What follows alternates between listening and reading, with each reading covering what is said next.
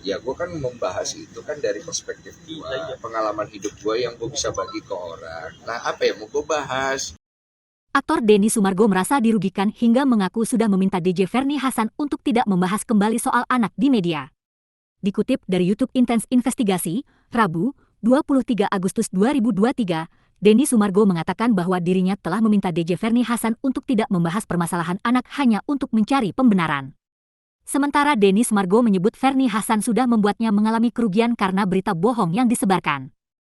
Kendati demikian, Denny Sumargo pada waktu itu masih memikirkan nasib anaknya jika dirinya melaporkan permasalahan tersebut ke polisi.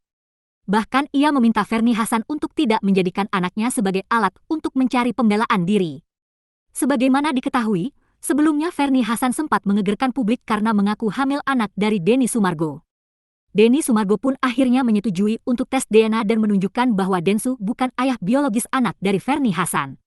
Sedangkan Ferny Hasan meminta untuk tes DNA ulang serta tidak puas dengan hasil tes DNA yang pertama yang dilakukan di rumah sakit pilihan Densu.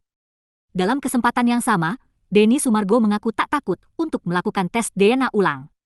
Sedangkan Denny Sumargo meminta Ferny Hasan untuk tidak mengangkat suatu isu yang tak bisa dipertanggungjawabkan.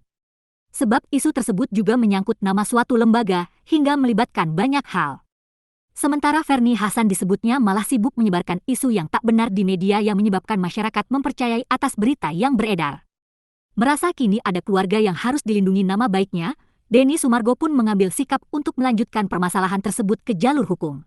Ya gue kan membahas itu kan dari perspektif gue, pengalaman hidup gue yang gue bisa bagi ke orang. Nah apa yang mau gue bahas? Ya kan, nah gue bahas itu untuk memberikan insight buat Dr. Richard karena dia tidak bisa memaafkan katanya waktu itu. Gue bilang bisa lah, kita semua bisa memaafkan. Tapi bukan berarti kalau kemudian kita memaafkan orang itu bisa semena-mena lah, ibaratnya gitu.